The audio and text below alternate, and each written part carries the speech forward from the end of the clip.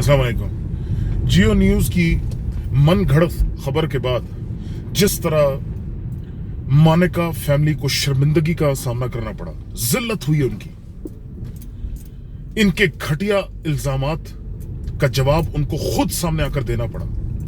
उनके चेहरे से नदामत, उनके चेहरे से गुस्सा साफ नजर आ रहा था। वो तो शरीफ लोग थे, उन्होंने कुछ गलत जबान इस्तेमाल ना की।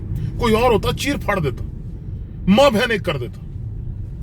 कौन होते हैं ये सहाफत का नाम लेके लोगों की पगड़ियां उछालने वाले? कौन होते हैं ये? आप खुद अंदाजा लगाएं। ये खोताखोर पटवारियों से मेरा सवाल है, अगर तुम्हारा बाप और तुम इस मानिका फैमिली की जगह होते तो क्या करते? अगर रद्दी बराबर भी गैरत होती तो शायद डूब मरते।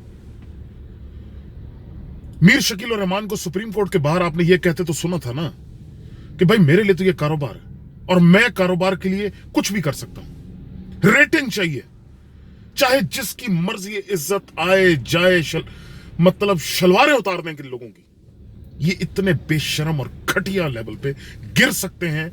अगर लोगों को अब भी नजर नहीं आ रहा तो मैं सिर्फ मातम ही कर सकता हूं। इस बात खून खोलता है मेरी जब मैं इस देखता हूं कि ये माशरा इस लेवल तक गिर चुका है। डूब मरना चाहिए इनको इस बात के बाद।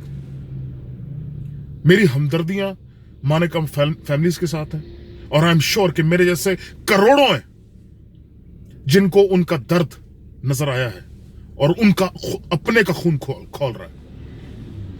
मैं एंड पे सिर्फ यही कह सकता हूं कि अल्लाह इसके घर में तलाकें कराए ताकि हम इससे पूछ सकें कि क्यों हुई तलाक। फिर देखते हैं क्या जवाब देता है।